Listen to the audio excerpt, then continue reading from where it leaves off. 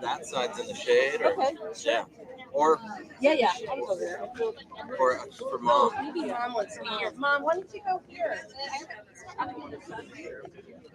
Sorry, I was just adding to it. I don't have to sit there.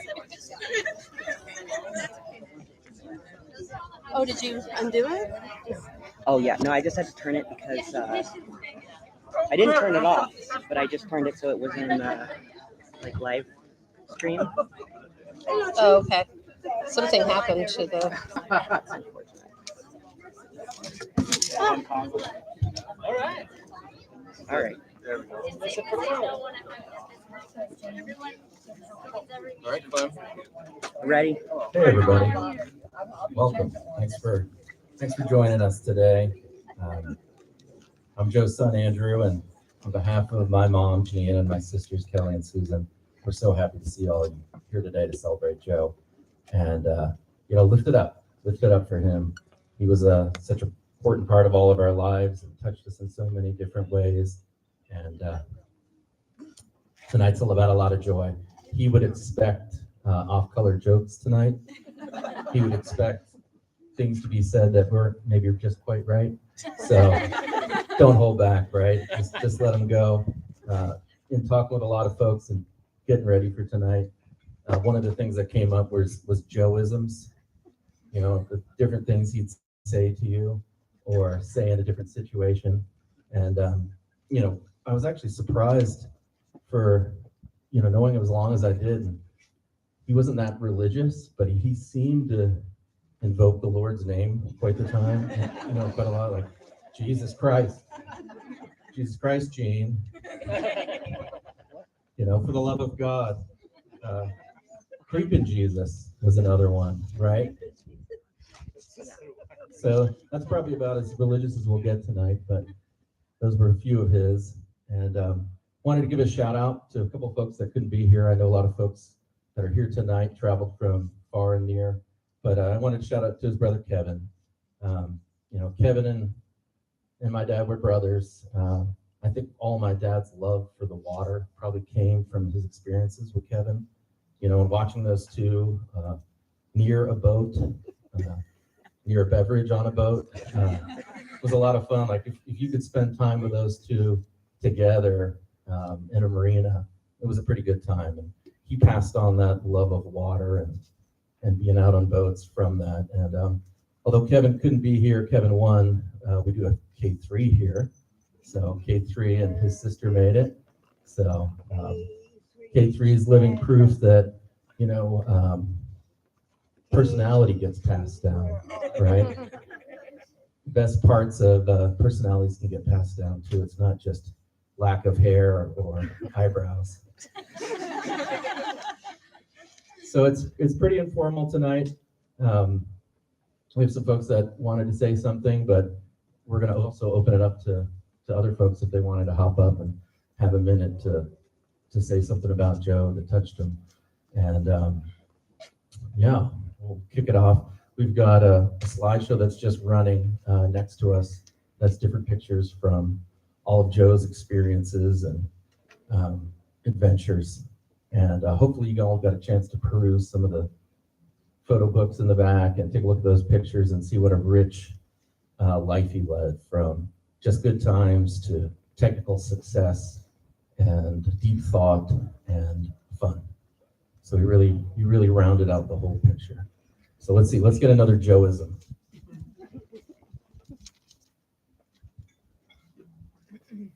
Oh, this is a good one. Anyone ever heard yo?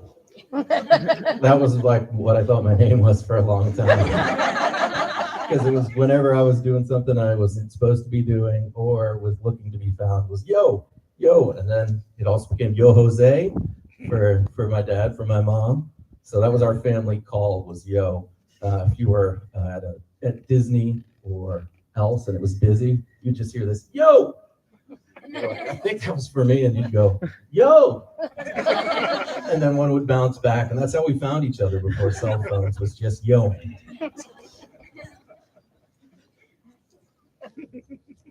All right.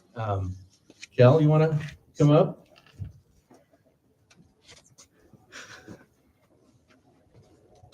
I'm a little bit shorter.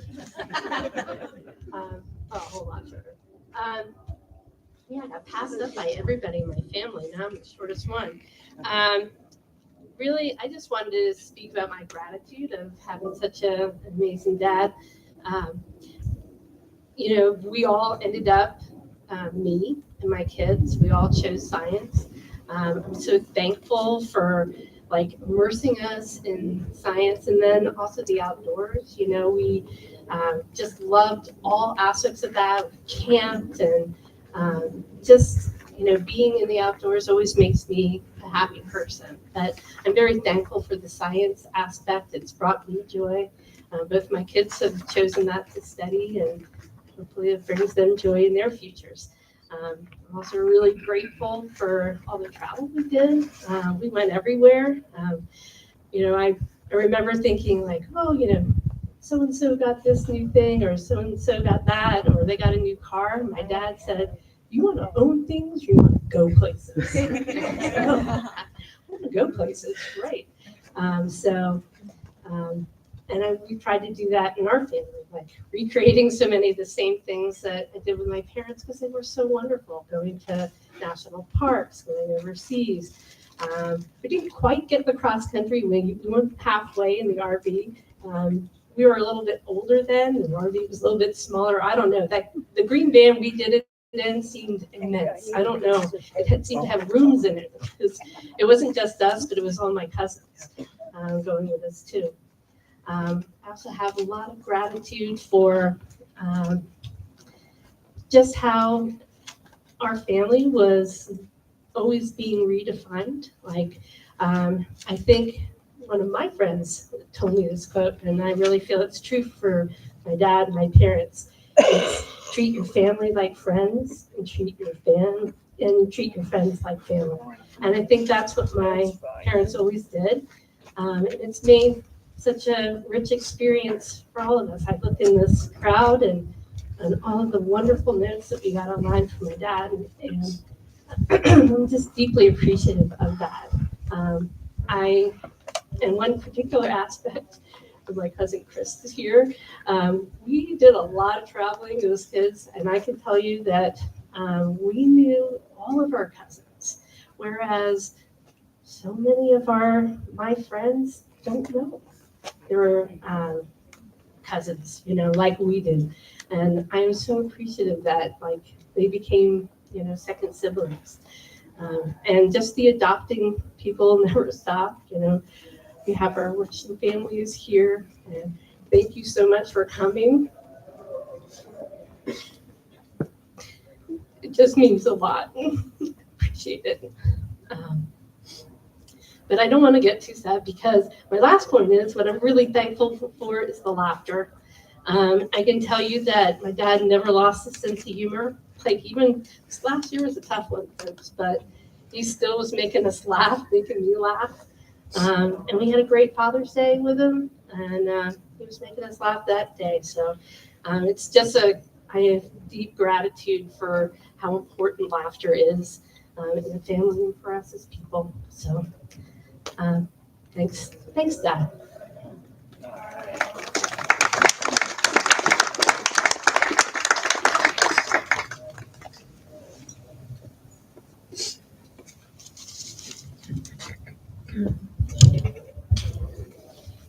All right, this one's for all the grandkids.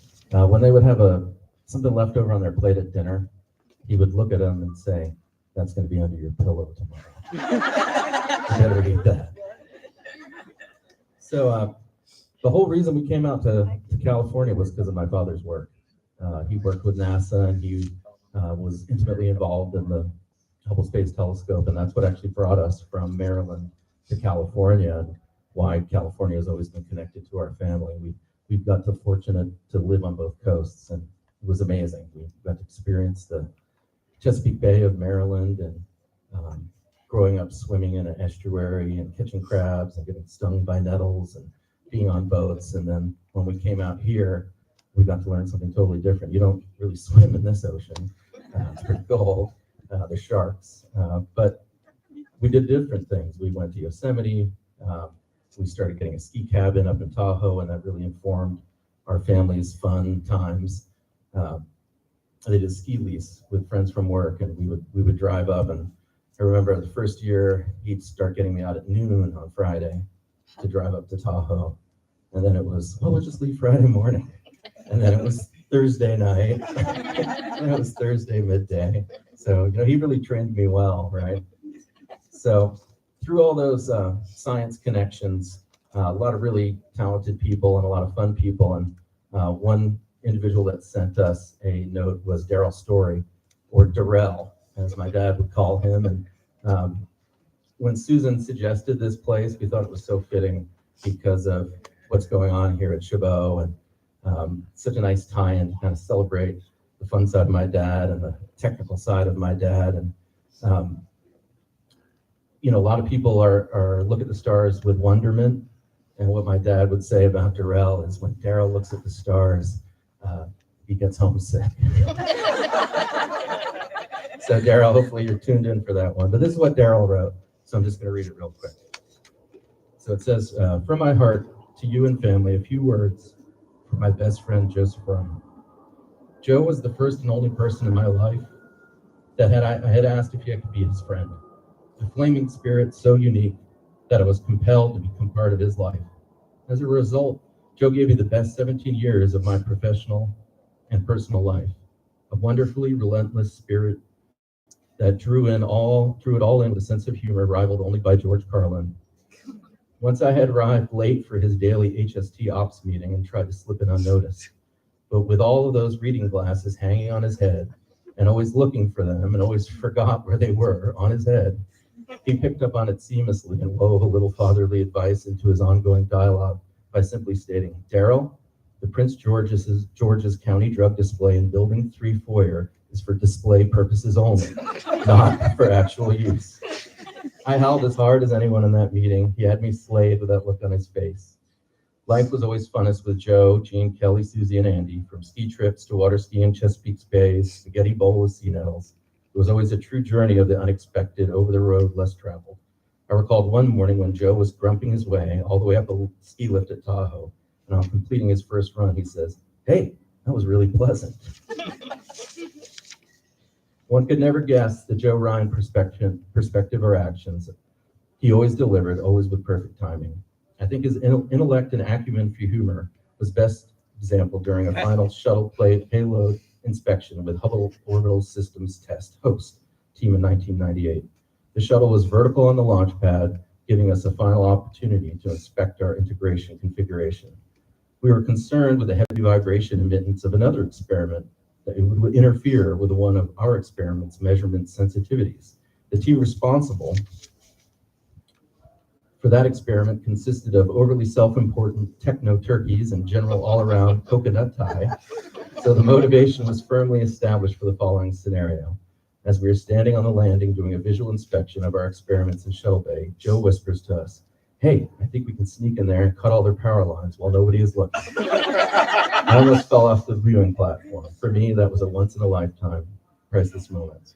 The man absolutely slayed me on a continuous basis. My head still spins from the Ryan experience. As the years unfurled, I lost touch only because I was too focused on that which presented itself as the challenge of the day, but Joe and family have always occupied a special reserve, a place in my heart. So that's from a good friend, Daryl.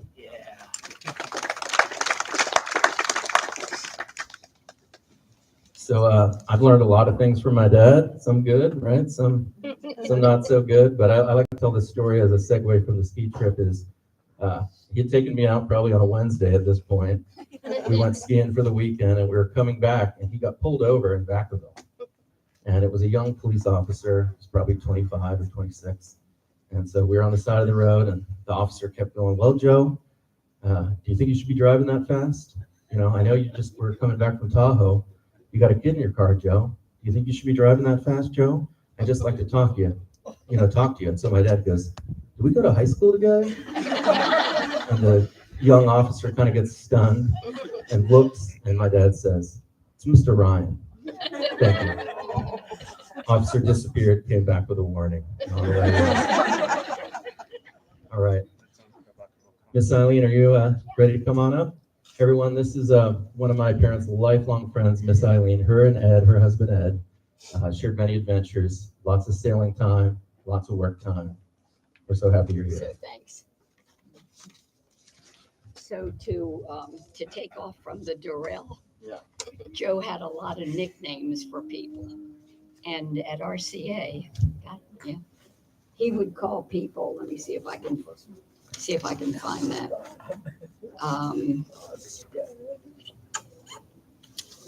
Let me start at the top. So I met Joe in the early 60s, probably mid 60s. He was applying for a job at Goddard.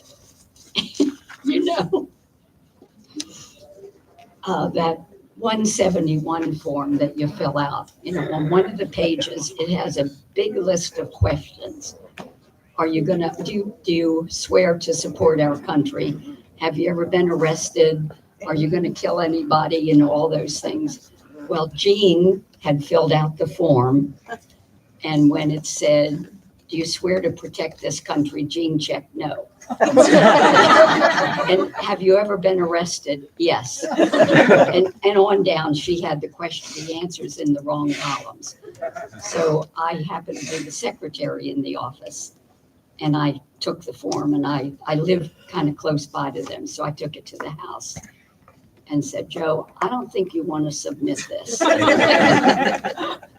So Jean fixed it. I took it to work the next day, and that was the start of his work at Goddard. He went to RCA and worked with all the engineers building the very first weather satellites. And they celebrated, he and a good friend, Seymour, and my husband, Ed, celebrated every successful launch. But one time, the second stage failed to ignite, and the stage and the satellite fell in Baffin Bay. So they lost the satellite.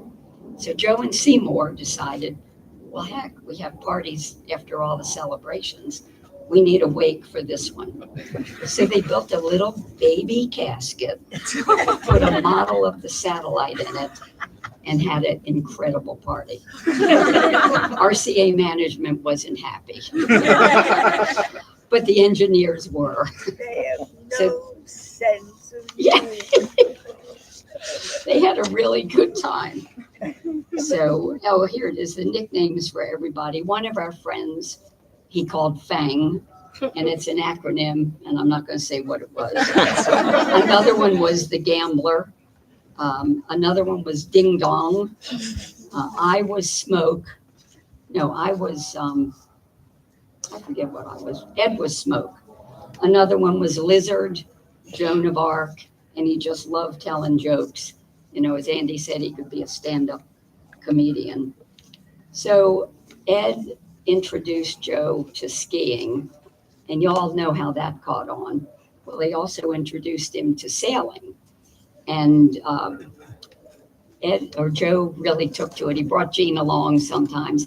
Joe first started sailing with us when we were racing, and racing a sailboat sometimes can be exciting, sometimes not. But Joe likened it to watching a turd roll down corrugated cardboard. And I always remember that. Another time we were in the Caribbean, Joe and Jean and Ed and Ed's daughter, my bonus daughter, Tony, there was a hurricane coming, and we had a new dinghy. It had to be broken in. The engine had to be broken in. So Ed had Joe drive around the marina. And the marina, by the way, had kicked everybody out. It was a former submarine marina, very stable, but they didn't want the lawsuits. So he made Joe ride around the harbor in circles, cutting or breaking the engine in. Joe got to calling that engine Sick Norman because it never started the first time. So Jean and Joe and Tony, or Jean and Ed and Tony, went out to buy, remember the chains and the ropes and everything, and finally found a mooring to put the big boat on. They took the little boat, the dinghy, back to the shore. and spent maybe an hour or two in a restaurant, and the wind was howling. By the way, I'm working this whole time. I was going to come down 2 days later. So Joe made like Jim Cantori, grabbed a ketchup bottle and leaned out and started talking about the weather and how bad it was. And somewhere there's a video, and I hope you kids haven't seen it. So, I mean, the memories go on and on. Some of the pictures were awesome. So, oh, music, that's right. I could call Joe at any time and ask him what song was that or who sang this song, and he knew it. I might not have known it, and I might have just believed him, but he knew he had an answer all the time. So bottom line, we'll miss him. Yeah. Thank you.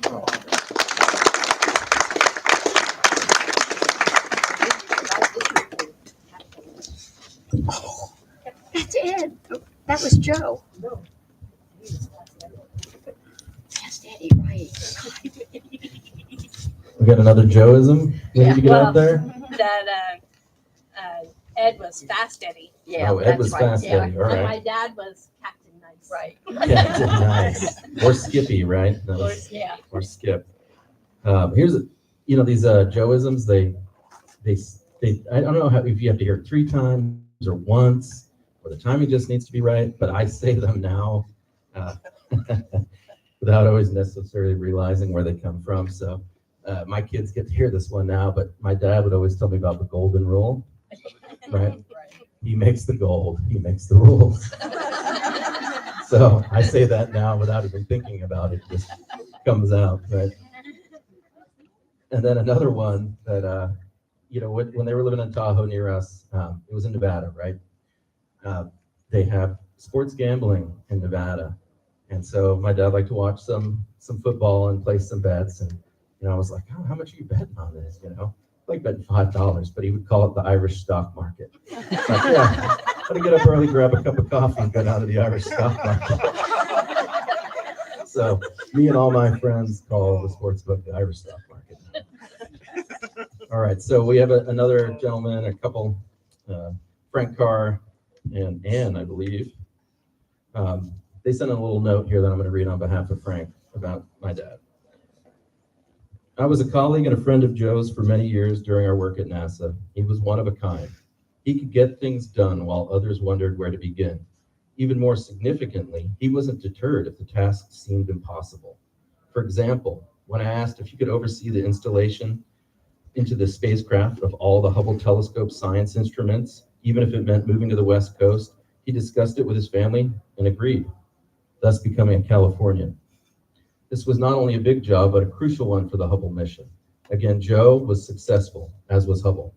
NASA was fortunate to have Joe on its staff, even though NASA had initially put his paperwork in the administrative category due to some confusion involving his college paperwork, which limited his future promotion opportunities. We fixed that, and Joe excelled in all his subsequent engineering challenges. As a friend, Joe was always helpful and cheerful. He assisted me in an airplane project I had undertaken, and he was trustworthy. I remember Joe reminding me to be extra careful about the flight as he was about to become a passenger. Thanks, Frank. Is that one in Florida, the Sea Ray or whatever, or something like that? I'm not sure where Frank was based out of. He had the plane on the Eastern Shore for a while. Yeah, Eastern Shore, Maryland for a bit. So, Kelly kind of mentioned it, but even, through all my dad's health struggles and ups and downs, he still would keep that sense of humor. He'd have a pretty rough go in the hospital, and I'd ask him, oh, how are you doing? And the Joeism back from that one was, it would have killed a human. So I find myself saying that now too. If I have a ski crash or something, that's pretty bad. People are like, oh, that looked bad. I was like, oh, I would have killed a human. So that's a good one. Susan, you ready to come up?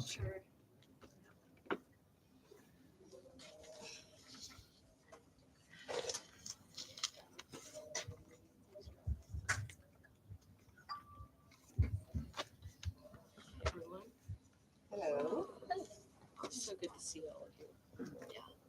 Do three very A little Closer. closer? Okay. Perfect. Now you can hear me. All right. I'm going to repeat a few things because, you know, some of the great stuff is worth repeating, right? Judith said to me that the hardest thing about a memorial is that the person who tied all these wonderful people together isn't here. So as I look out on all of you who came to celebrate my dad's life, I'm so sad that he's not here. And I'm beyond touched at how many of you are here and that you've come from far away and people who shared photos and memories. It's been just wonderful to see all these photos that I've never seen before. Sorry, I keep turning my head away. That was it. Shower. That was the shower photo. Oh, okay. And so I've gotten a chance to see my dad as other people have seen him, which has been amazing. As a kid, I remember looking at my parents with awe. They were always the life of the party. You know, at Bayberry, they were pranking the neighbors. I mean, in Willingboro, they were pranking the neighbors. In Bayberry, it was the traveling dinners that ended up with eating the flower arrangement. There was dancing on tables at the BVI. I mean, they're a hard act to follow. And they really built a life together, traveling and adventure and partnership. Yeah. And, you know, my dad's story is also their story as a couple. And that's something that we're honoring today, too. My mom and dad's life together. Their work on Hubble and the spirit of adventure, as we've already mentioned, brought our family from the East Coast to the West Coast. And it was supposed to be 1 year in California, turned into 3. And then Dad fell in love with skiing at Tahoe, and he also liked California and Nevada because you could just buy alcohol in the grocery store. They're very civilized states, you would say. And the move opened doors, but it's meant that we were far away from a lot of our loved ones as in the last years of my dad's life. And that was hard for all of us. In the last year, my dad told me many times that, it's a little more serious part, that everything he learned about being a parent, he learned what not to do from his parents. But he was a quick study, and so he learned a lot by negative example. So he learned to take us skiing and crabbing and fishing, to coach soccer teams, to help us when we needed it, to travel with us and take us to launches with my mom. And national parks, and to make laughter a really big part of our lives. I wish he were here giving this speech. Yeah. His tender side always came out. You know, he could be kind of a tough guy, right? But his tender side came out when he was giving a toast. He always got teared up. And we saw more of that side to him too at the end of his life. He said goodbye to people. Now, if not directly, then he just let people know that he loved us.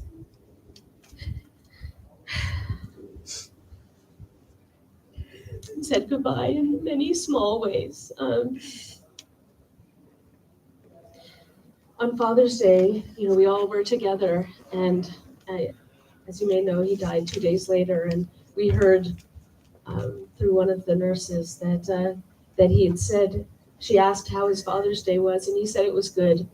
He said goodbye to his family because he wouldn't be seeing us again. So I wanted to say that I'm so proud of the way my dad lived, but I'm also so proud about the way that he lived at the end of his life too. You know, but he also didn't lose his sense of humor. He really didn't like to use the oxygen that we needed. And he would always, he joked that he was going to haunt me. And he would have a sly look and he'd hide the cannula under his sheets when I came in the room. But if he is I hope he is haunting me. He's here with us right now. And I know he'd have the perfect joke to end with. One of the things that I love most about my dad is the joy that he took in the natural world.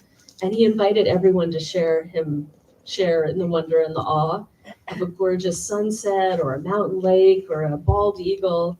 And it was that sense of awe that took him from RCA to NASA. My dad dedicated his life to looking upwards, to asking what lies beyond, and to sharing that wonder with others. He helped us see the stars, in a literal way. He helped bring us images through Hubble that changed how all of us see the world, see ourselves. You might be tiny beings on a pale blue dot, and yet, as Carl Sagan reminded us, we are made of stardust. So tonight, later you're going to be invited to take a look at those stars, and the telescopes here at Chabot are going to be open, these two, waiting for us to look through them and to see the stars that Dad helped us feel closer to. When we end this ceremony, I invite you to carry his spirit of curiosity and awe with you. Dad used to say when we looked at the stars that the light had been traveling for 100 years before it hit your eyeballs. I know that the light of his life will continue to travel on and touching all of us long after he's gone. Thank you for being here and for honoring him and keeping your eyes lifted to the stars.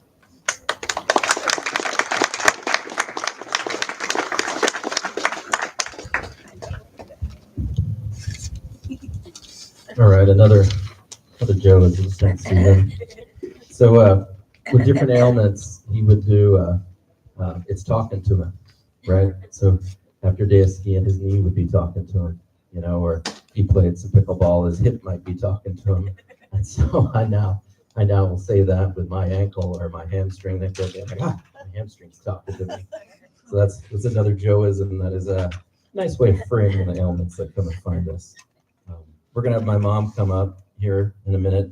I'm also going to read a note from Mike and Sue Cuviello, longtime friends of my parents. They lived in Bay Hills. We lived in Bayberry, just across the way. So this is from Mike and Sue. I think of your Joe frequently and the friendship and the many fun-filled adventures we shared over the past 50 years. What I will miss most is our frequent phone conversations, reliving some of our more memorable adventures, sharing old stories and laughing the whole time. Joe was a true and faithful friend to me, the best friend anyone could ever hope to have.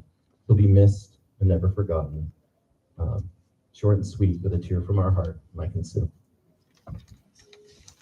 Come on up, Mom.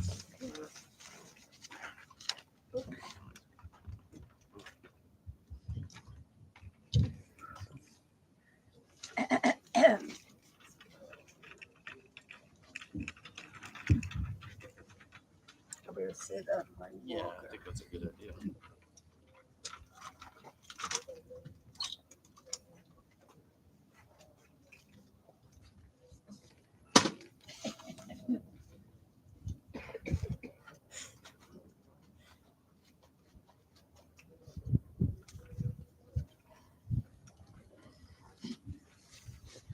Hi, everybody. It is so wonderful to see you all here. I love you all as Joe did as well.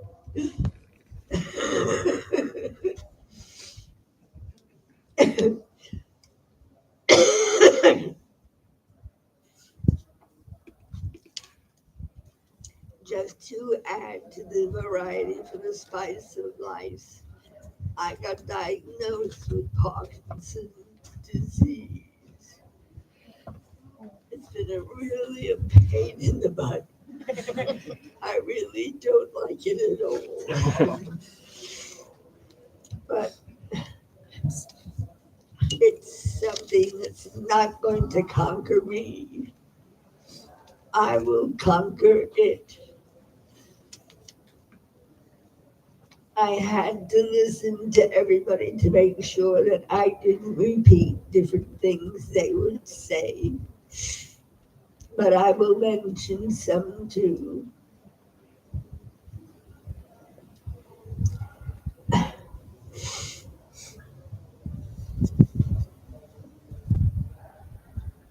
I remember so vividly Eileen and that form I filled in. Did you ever belong to the Communist Party? Yes. Did you support the Communist Party? Yes. It was all things like that. It just was, we were so thankful for Ivy.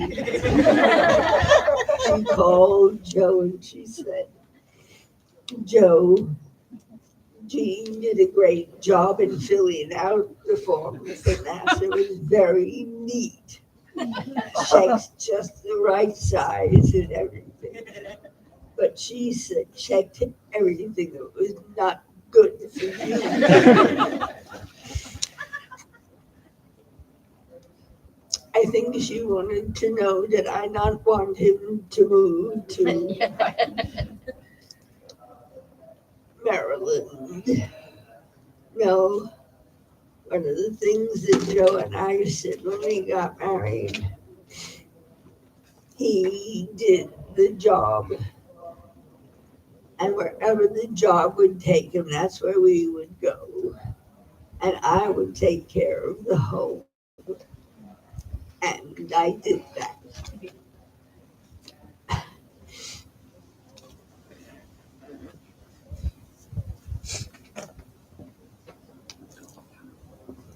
He had friends that I don't know if the people that are here will remember them. But Charlie Rockfuss and Eileen, they had a Christmas tree farm. It was wonderful. We used to go and get our Christmas tree there. And Eileen discovered that I scuba dove. We really hit it off then because we both went. They used to call us the mermaids. We'd go down to the islands on Ed and Eileen's boat. Neither of us had our captain's license. Both Eileen and Ed had theirs.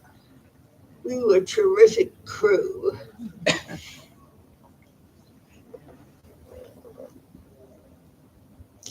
I recall this one time we went out to go snorkeling. That was not Eileen's thing. She stayed with the boat. Off we went, Ed, Joe, and I. And Ed threw over an anchor that he felt was holding in the car. Happy 50th anniversary. I could not tie knots, so my theory was if you can't die a knee should not tie them. Right in front of Ryan's restaurant.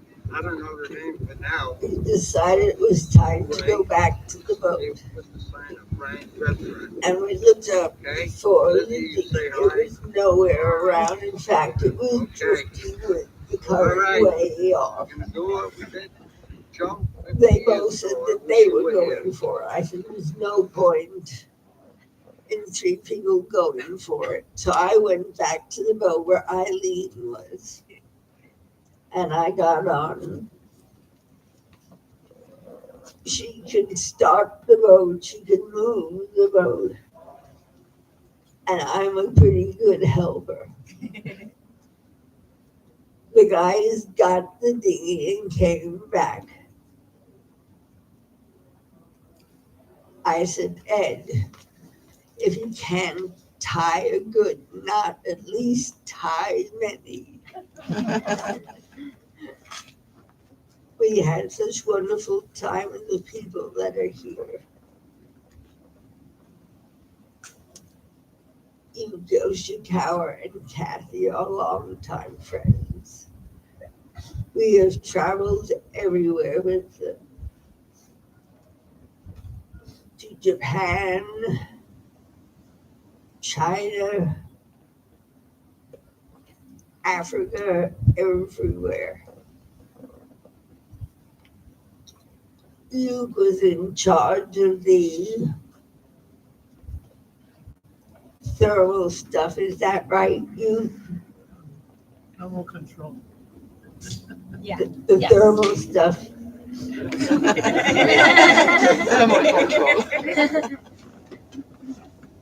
And Joe and Ed.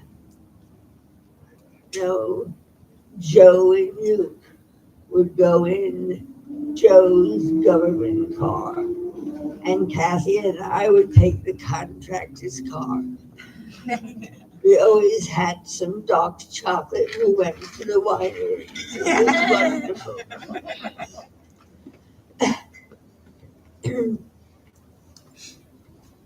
I look out here and I see other people. Carmel and Maeve. Wonderful. Thank you so much for coming. We had so many funny times with you. In fact, when we moved from Maryland, we left their attic full of stuff. I don't know if you ever got rid of the stuff. I have a way of accumulating things. I see value in everything and every person.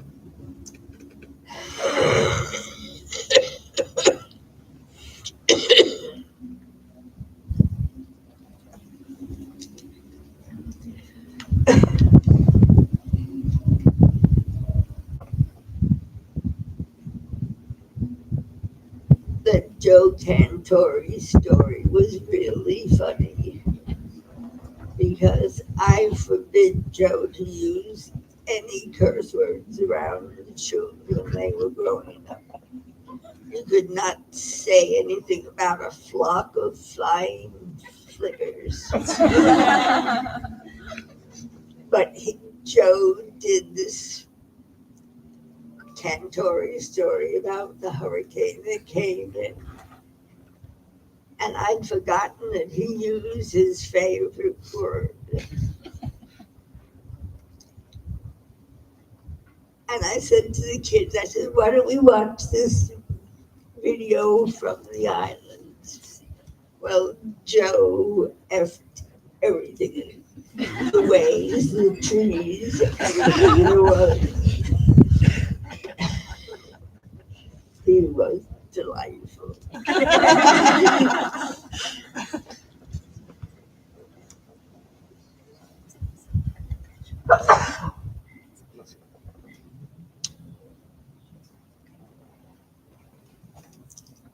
We built our house in Maryland.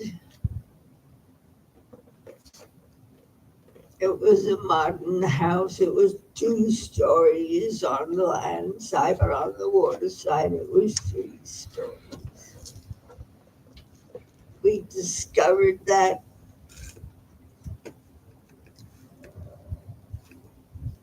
the contractor that was building it was using our bank drawers to pay off other people's houses he'd not finished. I told Joe, I said, we're going to go over to Dick's tonight and I'm going to tell him he's not going to be taking our money anymore. He says, what do you mean? I said, I'm going to fire him. You're going to fire him? I said, yes. He said, who's going to do it? I said, I don't know, we'll figure out something. Joe said, I can't do it. I said, I know you are making money for us. I take care of the house stuff. And so I told Dick he was fired. And then I worked with the contractors. And I said, no more, you don't take any money from us. We are going to do this ourselves. We had a carpenter, Bruce. And if you ever smashed something or did it quite not the right way, we said, you Bruced it.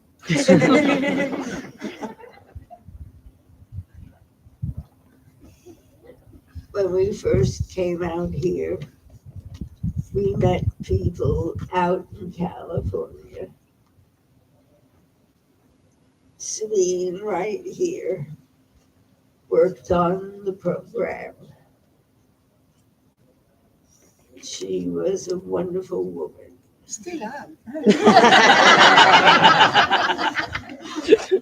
That's very true.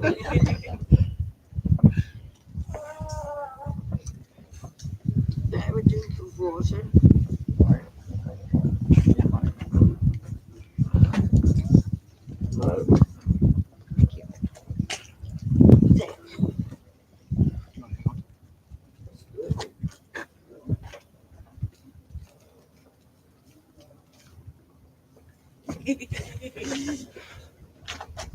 This is the doggone medicine for the Parkinson's disease. It makes me so dry, it's terrible.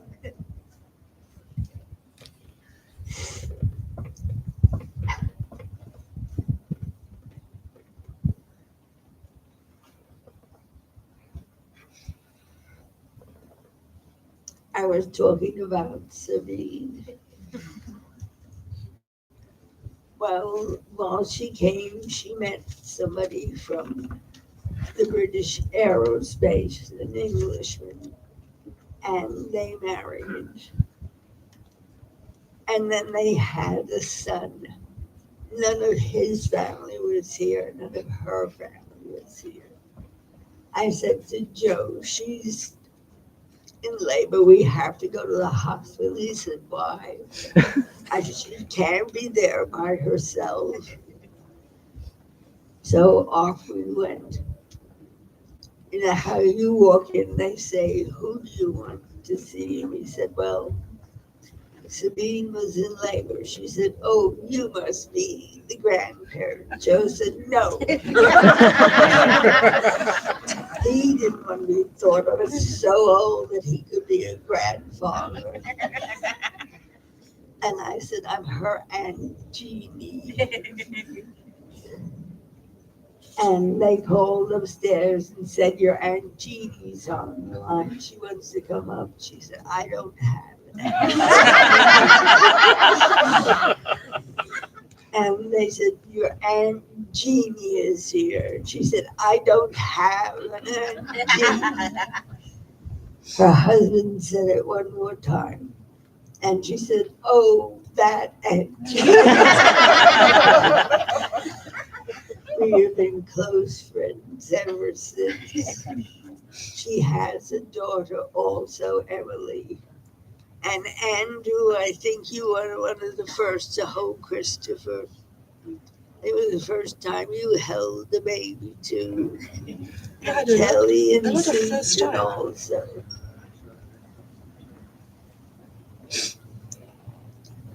When we moved out here in 1985, we rented a house for a while.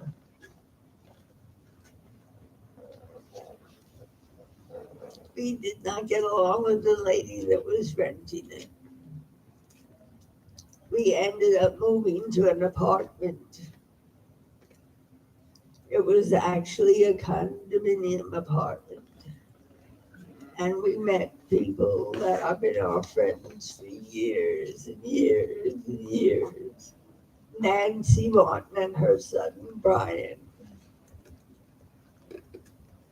Brian is a double loser.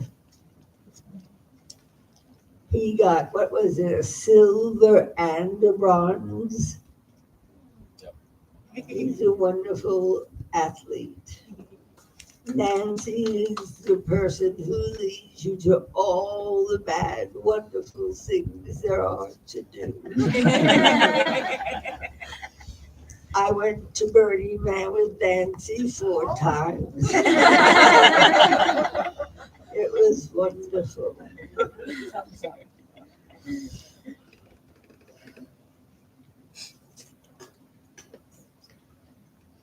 And then there's the rest of the family. And I see them out there as well. I see Christopher, my brother's son.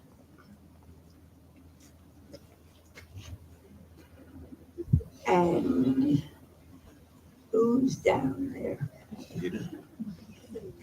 She's standing. My sister. I'm actually standing.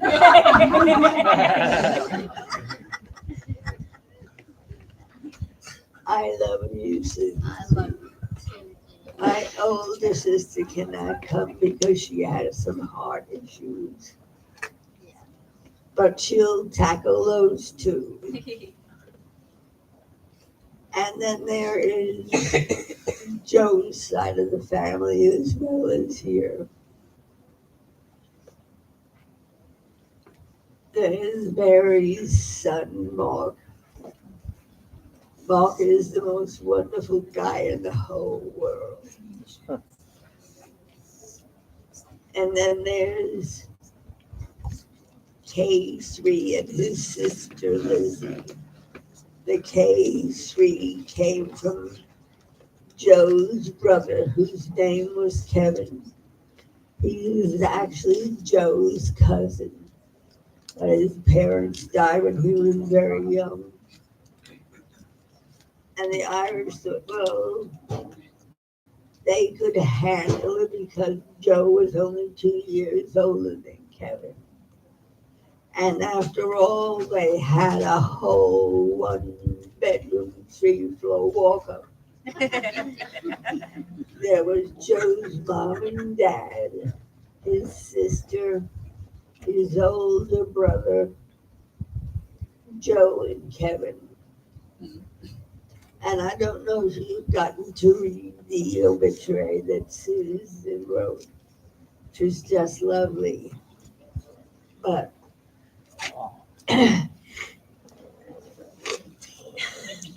Joe at a very young age had a lot of responsibility. And he had to take care of the apartments, 2 of them. He and Kevin were the supers.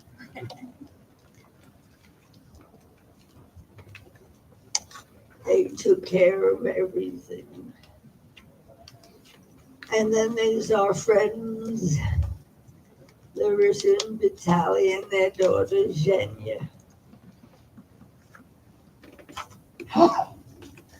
And with the K3, Joe's cousin was K1, his son was K2, and this is K3.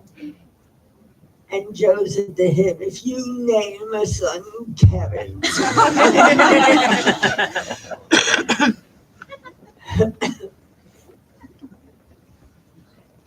we have so many people here.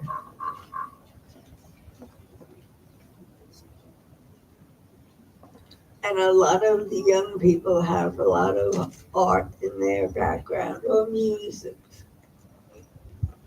And I hope we'll hear some music tonight from some of them. I could go on for days and days and days and days. There are people here from Joe's work, and I didn't remember their names, but I know those faces. And I welcome you and thank you for coming.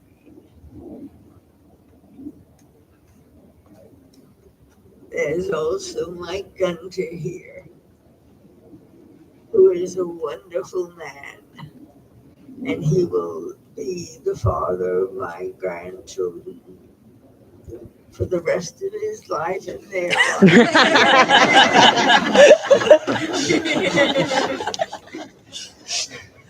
But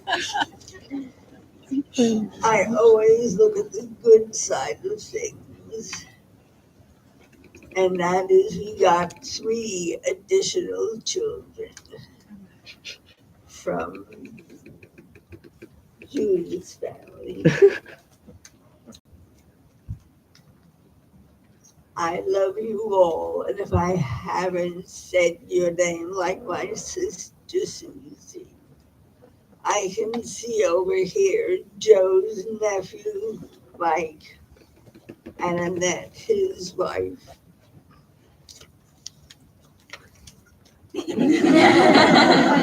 and you're here.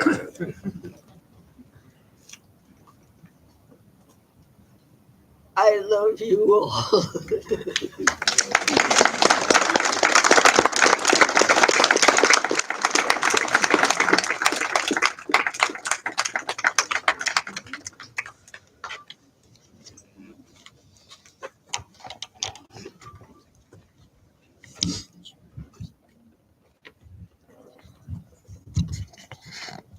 God, you're a talker. That was lovely. Thank you.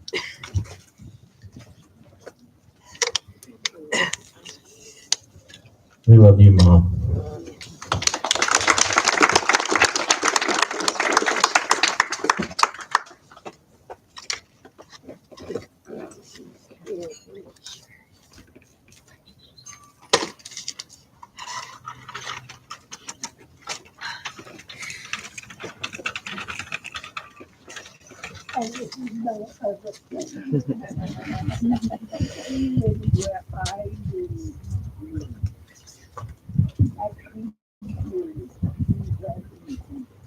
So we're gonna have a little music in a quick second, but I wanted to just give a brief moment. If anybody else thought they wanted to come share a quick something in the name of Joe or a celebration of Joe, now would be the time. And if not, that's okay too. He was never one to press the mic on anybody. All right, come on up. Hello, everyone. I feel I'm part of the Ryan family, even though my accent might say I'm not. I've met Joe exactly 40 years ago, the day of my 30th birthday. He was doing a speech because he just arrived in the project of the Hubble. My husband and I were there. And that's when I met Jean and Joe. Joe made me laugh so much.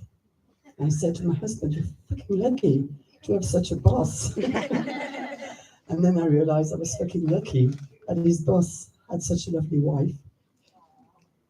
And the first Christmas we were in California, we didn't know anybody. That was the BC, before children. And Jean and Joe said, "What do you do for Christmas?" I said, "Oh, we don't know, we're just going to stay around." And they rented a house in Tahoe. And they invited us both to come and spend Christmas with them. And that's when I met Kelly, Susan, and gorgeous Andy. Getting more and more gorgeous, actually. Looking more like his dad every day. Anyway, thank you to Jean and Joe for being my family for 40 years. I love you.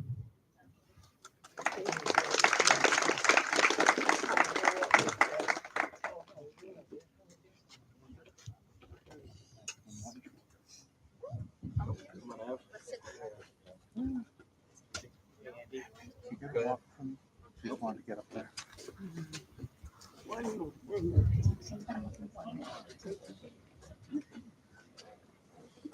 Rob, how could I forget you? Rob is the son of my pen pal. I was writing to his mom, Kay, since I was 16. The last time we saw his mom was during the pandemic, when we returned to the USA. But we were invited to his wedding and all goody. And I will go there and I will see your dad and David and Michelle and the children as well. I love you all.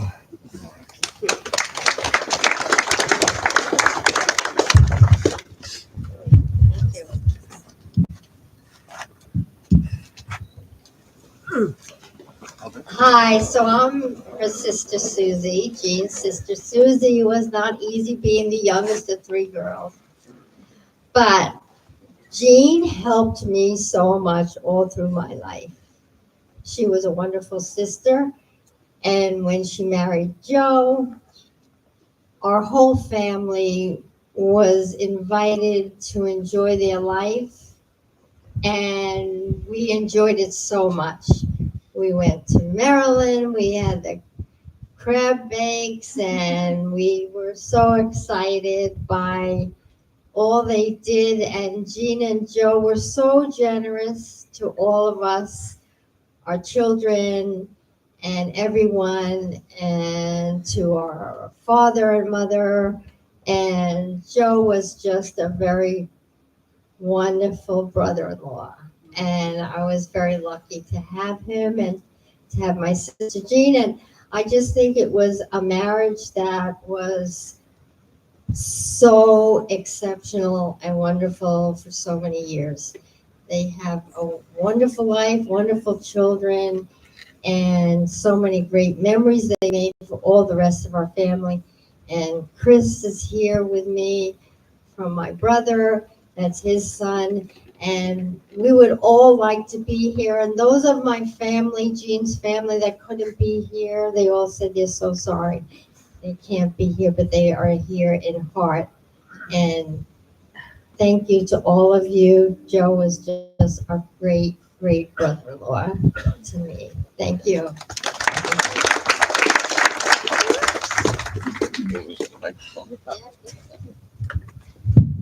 So, like my Aunt Susie said, I am, my Aunt Jean is my father's sister, one of my father's sisters.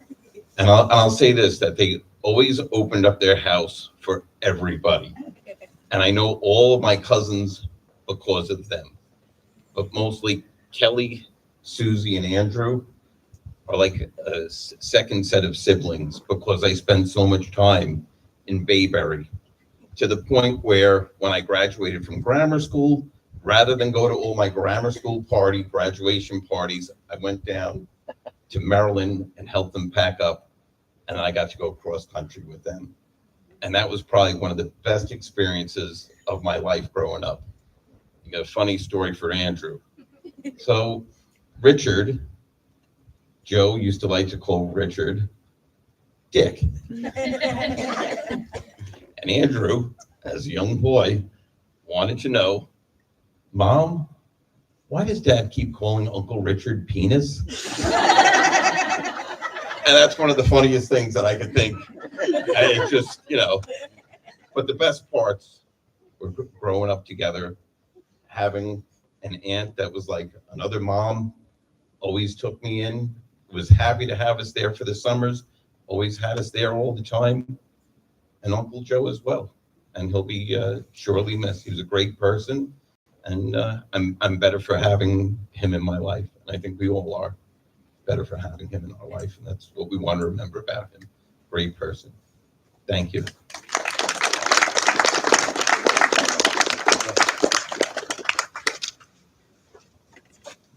Well, we'll give one more Joeism before we have the music.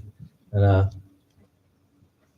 my dad he could be so fiercely intent, when he was working on something, or if you got him cross on something, and he was equally able to pick you up too.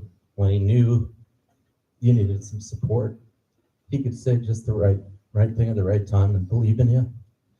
And I hope that's one of the things I pass on, that I'm able to emulate. One of the skills I hope I learned. So I know I'll miss him, but a lot of them in here, and the last kind of Joeism is all in all. He would always sum everything up, all in all, we're still here, still moving forward. So all in all, Dad, you lived a rich life. We loved you, and he loved all of you. He really did. He spoke so highly of his friends and his family. And as his kids, we heard about it. We heard about his grandchildren. We heard about his friends at work.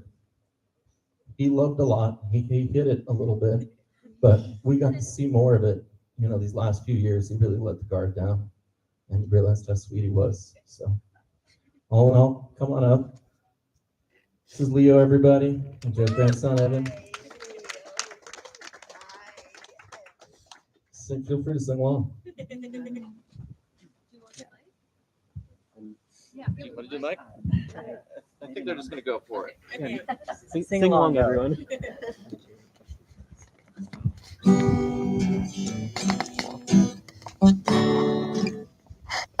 I've been 3/4 crying for this whole time, so please forgive me. Almost heaven, West Virginia, Blue Ridge Mountains, Shenandoah River. Life is old there, older than the trees, younger than the mountains, blowing like a breeze. Country roads, take me home to the place I belong, West Virginia, Mountain Mama, take me home, country roads. All my memories gather round her, miner's lady, stranger to blue water, dark and dusty, painted on the sky, misty taste of moonshine, teardrops in my eyes, country roads, take me home to the place I belong, West Virginia, Mountain Mama, take me home, country roads. I hear her voice in the morning now she calls me. The radio reminds me of my home far away. Driving down the road, I get a feeling that I should have been home yesterday. Yesterday, country roads, take me home to the place I belong, West Virginia, Mountain Mama, take me home, country roads, take me home to the place I belong, West Virginia, Mountain Mama, take me home, country roads.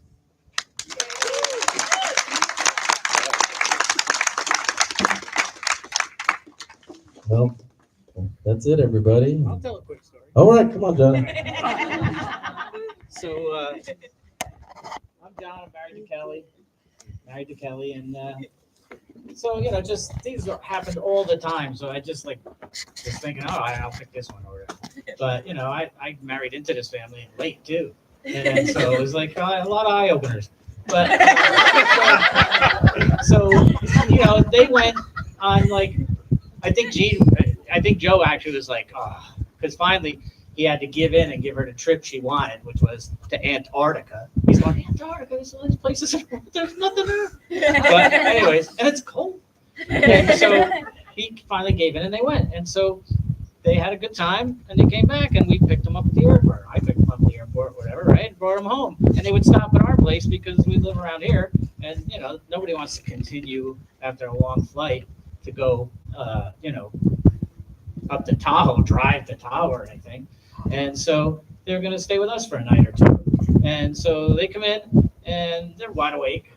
And so he whips out the phone and says, well, we can show you some pictures, which, we have a big TV and all that. And, they stream them to the TV. So they're showing us all these pictures. It's pretty cool.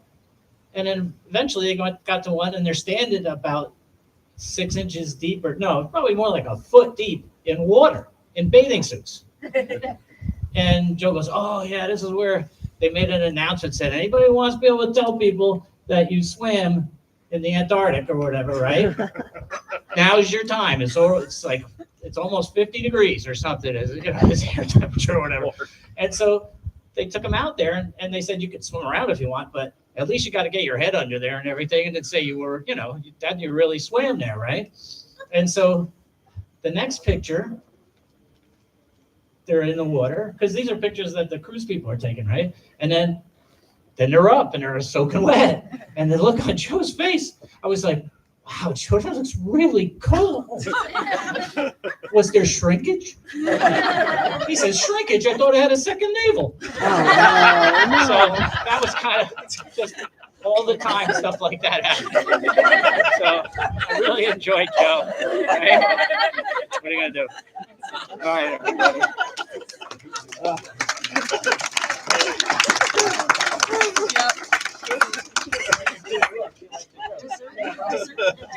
Dessert and telescope, everybody.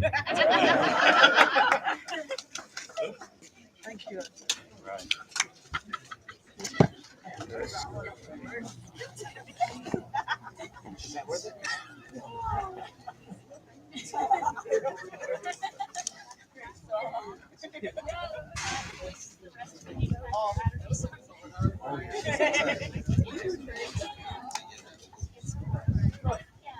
Yeah, we gotta get famous second. Hello.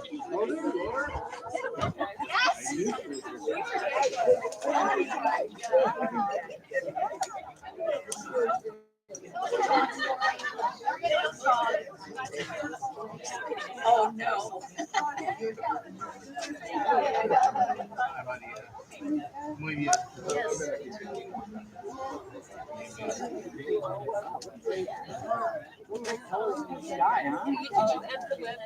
No, but should I? Should I end it? Yeah, I think so. Should we archive it?